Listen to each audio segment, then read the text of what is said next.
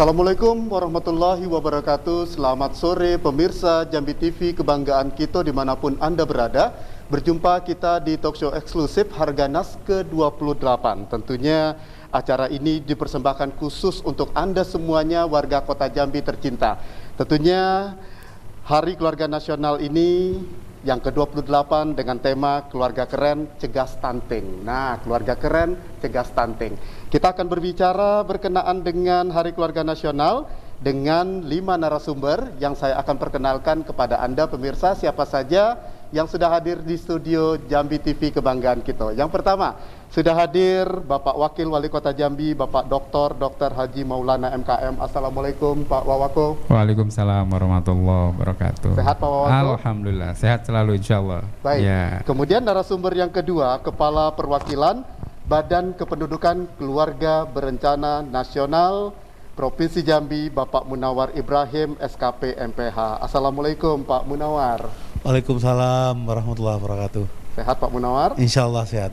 Baik, selanjutnya saya juga akan menyapa ada Kepala Dinas Pengendalian Penduduk dan Keluarga Berencana Kota Jambi, Ibu Dr. Gigi Irawati Sukandar MKes. Ibu Ira, apa kabar?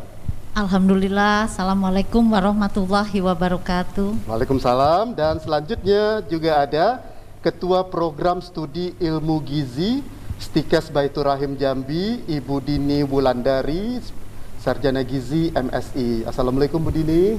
Waalaikumsalam warahmatullahi wabarakatuh. Kemudian selanjutnya narasumber yang kelima ada Ketua PDIB Provinsi Jambi, Ikatan Bidan Indonesia Provinsi Jambi, Ibu Haja Suryani SPD MPH. Assalamualaikum Ibu Suryani. Waalaikumsalam warahmatullahi wabarakatuh. Baik, 5 narasumber sudah saya sapa pemirsa. Kita langsung saja karena kita akan berbicara tentang memperingati Hari Keluarga Nasional Harganas ke-28 tingkat Provinsi Jambi di Kota Jambi, dan tentunya dalam kesempatan ini nanti kita akan berdiskusi tentang tema, di mana tema kita adalah Keluarga Keren Cegah Stunting. Nah, kemudian yang jelas saya nanti akan pergilirkan satu persatu untuk saya tanya berkenaan dengan Hari Keluarga Nasional ke-28 tingkat Provinsi Jambi di Kota Jambi sendiri. Dan nanti kita akan bahas berkenaan dengan angka stunting di Kota Jambi, kemudian peringatan Harganas sendiri nantinya seperti apa dalam upaya menurunkan angka stunting dan juga inovasi serta harapan ke depan. Oke, saya ke Pak Wawako.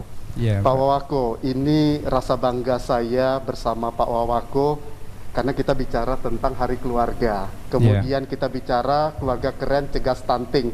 Dan juga wakil wali kota kita ini adalah seorang dokter. Nah, ini penting sekali. Saya akan kaitkan semuanya. Mumpung Bapak wakil wali kota kita ini adalah dokter. Jadi saya akan kaitkan concern pemerintah Kota Jambi dalam menekan angka stunting. Jadi kalau kita cerita stunting ini kan adalah kondisi gagal tumbuh pada anak. Ya. Kemudian ini bisa diakibatkan karena kurang gizi kronis sehingga anak ini pertumbuhannya tidak seusia dia. Nah, sekarang Pak Wawako dan juga seorang dokter. Nah, gimana nih concern pemerintah Kota Jambi sendiri? Silakan. Baik, terima kasih Pak Dendi. Jadi tadi sudah disampaikan bahwa kita akan merayakan Hari Keluarga Nasional ke-28 dengan tema utamanya adalah Keluarga Keren Cegah Stunting. Artinya upaya pencegahan stunting harus kita mulai dari tingkat yang paling kecil, yaitu di keluarga.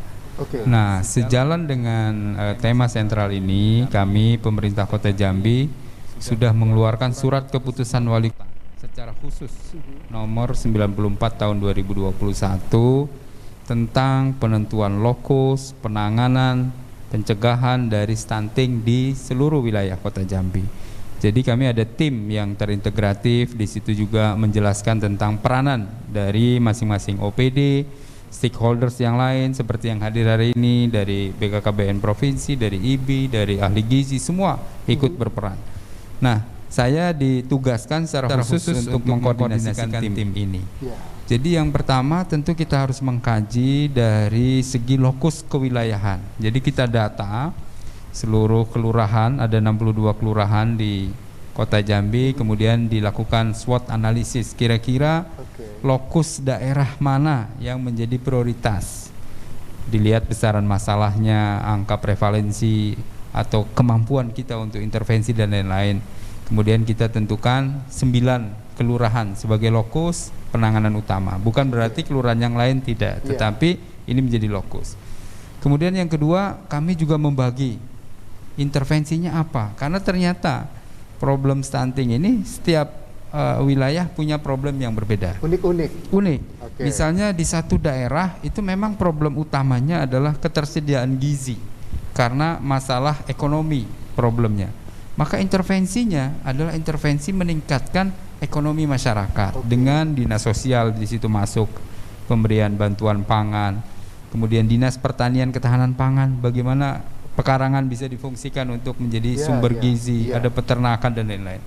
Jadi untuk kelompok keluarga yang memang problem utama penyebab stuntingnya adalah masalah ketersediaan pangan, maka OPD di pemerintah Kota Jambi yang berkaitan dengan ketersediaan dan peningkatan ekonomi itu ngeroyok keluarga-keluarga ini supaya cukup. Tapi ada juga yang lain, keluarga itu ternyata bukan soal ketersediaan pangannya, tetapi soal pengasuhannya yang salah. Jadi orang tuanya kaya, suaminya kerja, istrinya kerja, sehingga pengasuhan anak diserahkan sepenuhnya kepada asisten rumah tangga. Bahan pangannya ada, disuapi sekali, anaknya nggak mau, ART-nya yang kaya kan, asisten rumah tangganya yang gemuk gitu, yang banyak makan dan sebagainya. Nah ini problemnya berkaitan dengan edukasi pengasuhan. Nah itu ada dinas pendidikan, ada dinas PPKB, ada dinas-dinas lain yang berkaitan dengan edukasi, termasuk dunia perguruan tinggi, ikatan bidan, ikatan dokter dan sebagainya, untuk mengedukasi kelompok ini. Dan biasanya itu berada di kawasan elit sebetulnya, di orang-orang kaya. Jadi intervensinya berbeda. Ada lagi intervensi-intervensi lain yang memang secara holistik penanganan stunting ini tidak bisa diselesaikan oleh satu pihak. Oleh karena itu kami melalui surat keputusan itu berbagi peran, berbagi tugas. Dan untuk edukasi misalnya kepada masyarakat itu sampai pada level anak-anak di tingkat pendidikan anak usia dini, orang tuanya kita kumpulkan, ada program khusus melalui dinas pendidikan untuk memberi pemahaman tentang edukasi terhadap pemahaman penanganan pengasuhan yang berkaitan dengan gizi secara spesifik. Nah kemudian yang ketiga Pak Dendi, problem kita di tengah pandemi COVID ini adalah tingkat monitoringnya mengalami penurunan. Kenapa? Karena posyandu ditutup selama 2020 selama pandemi. Nah sekarang di momentum Harganas ini kami sudah berkoordinasi dengan OPD terkait, PPKB dan DPM PPA serta Dinas Kesehatan, Puskesmas, bahwa posyandu kita buka dengan protokol kesehatan. Kita khawatir dengan tidak adanya pemantauan yang teratur setiap bulan ditimbang, tahu-tahu angka stunting kita meledak, tidak termonitor. Nah ini juga di momentum Harganas ini kepada seluruh RT dan lain-lain, segera persiapkan, kita buka posyandu tetapi dengan protokol kesehatan. Saya kira itu Pak. Baik Pak Wawako, saya akan ke Bapak Munawar Ibrahim selaku Kepala Perwakilan BKKBN Provinsi Jambi. Kita Hari Keluarga Nasional ke-28 tingkat provinsi di Kota Jambi, Pak Munawar. Nah, sebagaimana kita ketahui nanti pada tanggal 29 Juni nanti, hanya beberapa hari ke depan, ini adalah Hari Keluarga Nasional. Kalau disingkat ya Harganas lah gitu ya. Kemudian yang menjadi concern saya ke Bapak, saya ingin tahu sebenarnya apa saja nanti kegiatan yang akan dilakukan oleh BKKBN Provinsi sendiri dalam rangka peringatan Harganas tersebut. Karena kan kita pengen nih ditambah pandemi, yang jelas kegiatan dapat, tapi kita juga harus protokol kesehatan. Gimana nih Pak Munawar? Oke, baik. Coba saya tanggapi. Ini sekaligus juga kelanjutan apa yang menjadi harapan Pak Wakil Wali Kota tadi, bahwa di tengah pandemi inilah kita coba melakukan sesuatu yang baik, yang bernilai lebih dalam rangka mencapai keluarga yang lebih sejahtera lagi. Seperti tema pada pelaksanaan Harganas tahun 2021 ini. Yang pertama tentu saja kita coba menghidupkan kembali posyandu yang selama ini agak vakum karena memang pandemik. Ini sejak tanggal 1 kemarin, itu nanti sampai puncaknya, itu posyandu akan kita aktifkan di mana termasuk kegiatan yang sangat menjadi kita andalkan adalah penimbangan. Kegiatan penimbangan tumbuh kembang anak itu akan kita aktifkan kembali dan kita akan monitor terus-menerus di seluruh wilayah Provinsi Jambi. Saya coba review dulu bahwa pelaksanaan Harganas tahun 2021 ini secara provinsi itu kita laksanakan di Kota Jambi. Itu fokusnya. Nah, sementara kegiatan yang sama juga berlangsung di kabupaten kota di seluruh wilayah Provinsi Jambi pada saat yang sama. Berikutnya adalah kegiatan pelayanan KB serentak, yaitu 1 juta akseptor. Itu juga jangan kita lupakan. Salah satu kontribusi paling besar untuk stunting adalah anak-anak yang dilahirkan dengan jarak yang cukup dekat. Terlalu dekat, terlalu cepat, itu kan kontribusi semua stunting. Oleh karena itu pelayanan KB 1 juta akseptor ini tetap kita galakkan. Berikutnya kegiatan-kegiatan lain yang menyertai kegiatan ini adalah pelaksanaan bakti sosial bersama TNI, PKK, IBI, dan kelompok-kelompok lainnya dalam rangka juga meningkatkan pelayanan keluarga berencana di masyarakat, termasuk cegah stunting. Juga beberapa perlombaan yang sifatnya perlombaan seperti beberapa kelompok poktan dalam lingkungan BKKBN, keluarga teladan dan sebagainya, itu mengiringi pelaksanaan Harganas tahun 2021 ini di seluruh wilayah yang acara puncaknya kita pusatkan di Kota Jambi. Pak Munawar, ini kan artinya kan ini adalah sebuah kegiatan yang mengundang massa. Artinya ini memang dirayakan. Benar. Untuk prokesnya sendiri nanti gimana? Soalnya kan kita pelaksanaan ini, kita pengennya Pak Wawako kan kita pengennya ini meriah. Semua merasakan adrenalinnya seperti apa Hari Keluarga Nasional yang ke-28. Untuk prokesnya sendiri gimana nih Pak Munawar? Benar sekali. Seperti kita ketahui ini kan pengalaman tahun kedua. Kita berada dalam situasi pandemi seperti ini. Dulu ada asumsi begini, kalau sampai kita juga lupa melayani masyarakat untuk melayani pelayanan keluarga berencana, satu mungkin yang akan sangat kita risaukan adalah akan terjadi baby booming, peningkatan kehamilan di antara ibu-ibu di seluruh wilayah tanah air. Tapi insya Allah dalam keadaan pandemik ini sekalipun, kawan-kawan di lapangan itu tetap bekerja, sehingga sejauh ini upaya kita untuk melaksanakan pelayanan dengan sebaik-baiknya kepada masyarakat tetap terjadi dengan prinsip-prinsip prokes yang sangat ketat, sehingga dampaknya memang ada kekurangan dari pelayanan itu sendiri ada, tapi insya Allah ini tetap kita pertahankan lah. Baik, saya ke Ibu Ira. Silakan. Ibu Ira selaku Kepala DPPKB Kota Jambi. Nah, Bu Ira, kita bicara tentang Harganas, tetapi saya akan sedikit masuk ke ranah bagaimana DPPKB sendiri berperan untuk menekan angka stunting ini sendiri. Ditambah dengan pandemi, tadi sudah dikatakan oleh Pak Wawako, ekonomi dan seterusnya. Gimana Ibu? Terima kasih.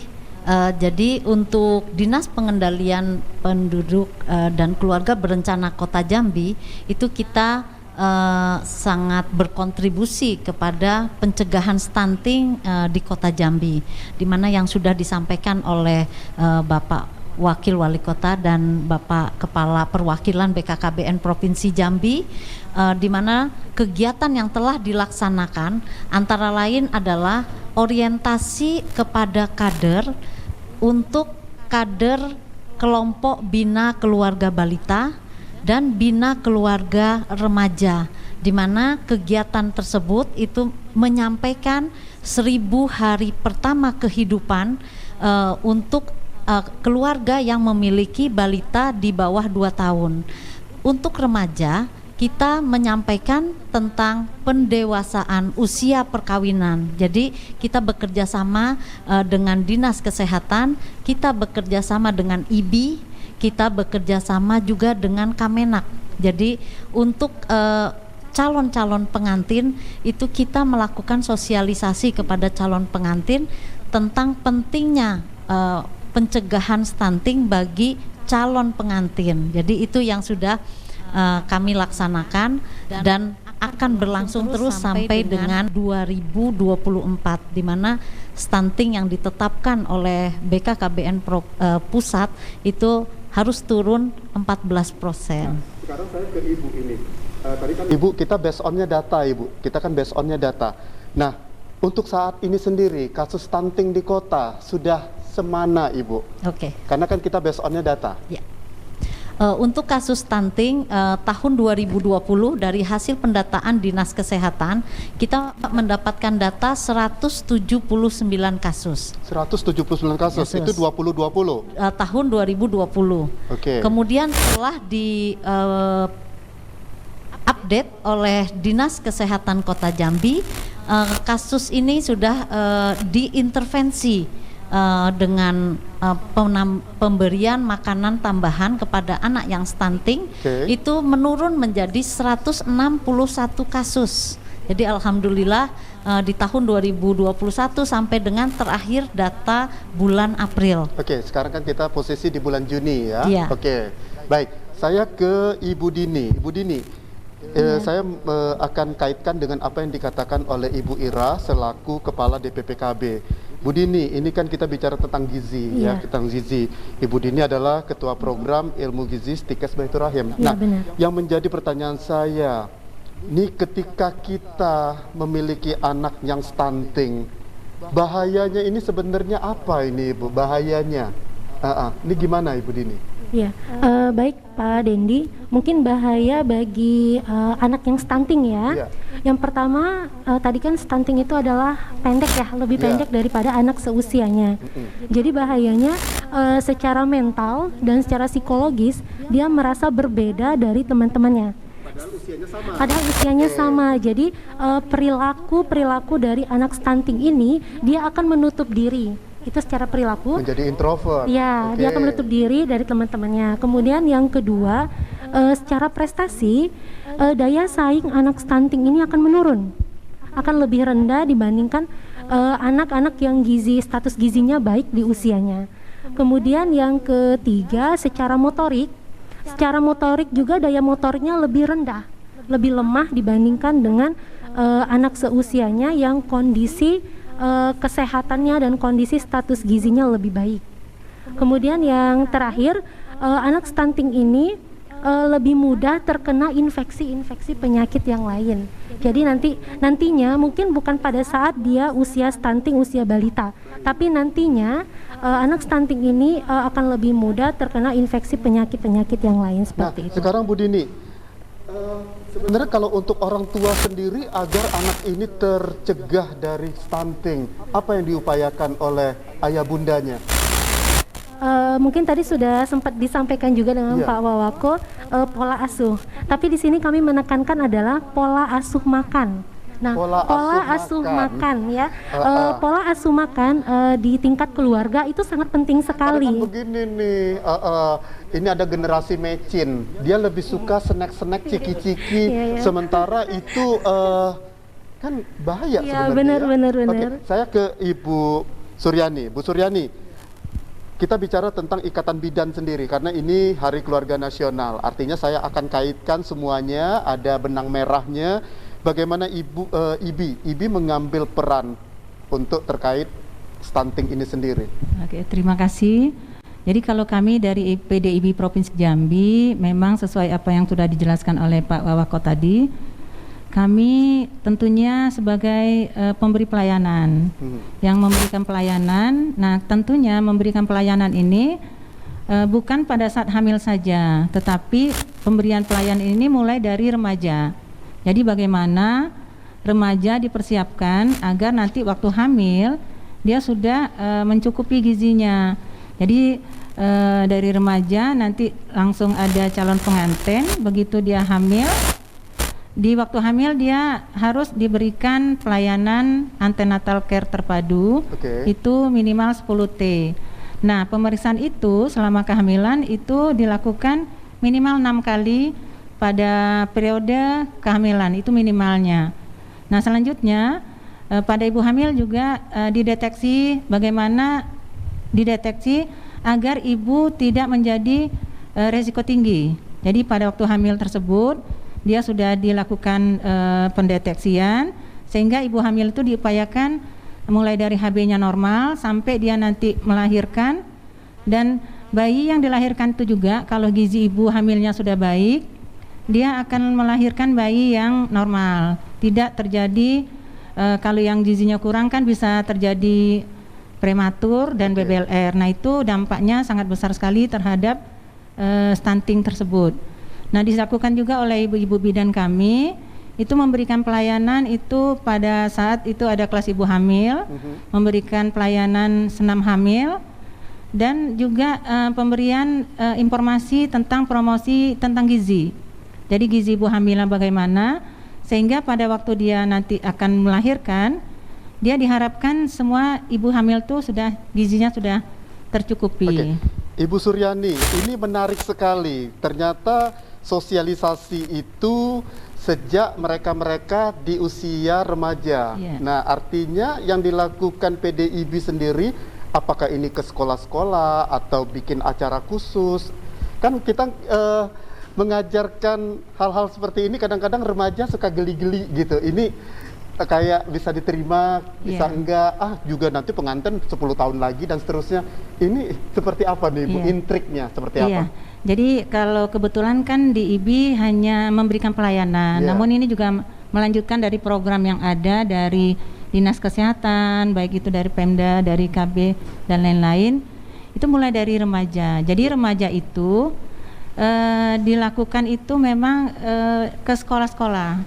Ke sekolah-sekolah itu kadang-kadang tuh memang ada hari-hari tertentu, 1 kali 1 bulan itu diberikan pemberian tablet FE tambah darah itu dilaksanakan misalnya pada hari Jumat. Pada hari Jumat setelah dia olahraga, nah itu dikumpulkan oleh guru BK-nya. Edukasinya sudah dari sejak dini ya. Saya ke Pak Wawako. Pak Wawako, sebenarnya kalau kita bicara tentang Hari Keluarga Nasional sendiri, kita kaitkan dengan angka stunting yang sudah disampaikan oleh Ibu Ira selaku Kepala Dinas DPPKB untuk program pemerintah Kota Jambi sendiri. Karena tadi Pak Wawako bilang memonitornya ini yang sulit ditambah pandemi. Ini punya formula khusus nggak Pak Wawako? Ya baik, terima kasih Pak Denny. Tadi sudah dijelaskan ya bagaimana dampak stunting yang begitu besar terhadap masa depan keluarga, masa depan masyarakat, masa depan bangsa. Jadi anak-anak yang stunting tadi yang pertama tentu mentalnya mengalami kemunduran ya, minder dan lain-lain ya, tidak produktif, tidak ingin berprestasi dan sebagainya. Kemudian yang kedua tadi memang intelektualitasnya, kemampuan IQ anak-anak yang stunting itu lebih rendah. Berbeda juga. Berbeda. Yang ketiga masalah daya tahan tubuh, imunitasnya juga lebih rendah. Jadi angka kesakitan meningkat, angka kecerdasan menurun. Semua ini berpengaruh terhadap masa depan keluarga itu sendiri. Dari Pemko sendiri upayanya Pak? Jadi kita mulai berbagai macam kegiatan. Yang pertama Bina Keluarga Balita. Bina Keluarga Balita. Bina Keluarga Balita itu adalah program unggulan yang dilakukan oleh PPKB. Kelompok-kelompok keluarga yang memiliki balita itu dikumpulkan dalam sebuah kegiatan yang skupnya kecil-kecil. Karena pandemi ini nggak bisa banyak ya, tapi lebih langsung menyentuh pada keluarga-keluarga yang memiliki balita. Disitulah masuk para penyuluh, para kader KB, penyuluh tenaga kesehatan di puskesmas dan sebagainya masuk secara integratif, termasuk para bidan, dokter, perawat, menyampaikan hal-hal penting berkaitan dengan pola asuh, makan tadi secara spesifik, pola makan. Ya, kemudian penyediaan bahan pangan yang sesuai kualitas, belum tentu pemanfaatan pekarangan. Pekarangan melalui Dinas Pertanian itu secara spesifik kita buat kelompok-kelompok kecil. Nah, kemudian bahwa proses persiapannya tidak instan, tetapi dimulai dari remaja, maka ada namanya Bina Keluarga Remaja. Tadi programnya ada. Jadi kelompok-kelompok remaja baik berbasis kewilayahan maupun berbasis lembaga pendidikan. Tadi yang disampaikan oleh Ibu Bidan, Ibu Ketua IBI, ke sekolah, itu berarti berbasis lembaga pendidikan. Tapi juga bisa berbasis masjid, kelompok remaja masjid. Bisa juga berbasis kewilayahan. Di RT ada Karang Taruna, ada organisasi-organisasi kepemudaan. Semua itu melalui proses yang disebut dengan Bina Keluarga Remaja. Pak Wawako tahan sebentar. Kepala Perwakilan BKKBN, tahan dulu sebentar. Ibu Kepala Dinas DPPKB dari PDIB Provinsi Jambi, kemudian Ibu ahli gizi kita tahan dulu sebentar. Pemirsa Jambi TV, kebanggaan kita, kami harus break sebentar, nanti kami akan kembali lagi berkenaan dengan Hari Keluarga Nasional ke-28 tingkat Provinsi Jambi di Kota Jambi. Jangan kemana-mana, tetap di talkshow eksklusif Jambi TV, kebanggaan kita.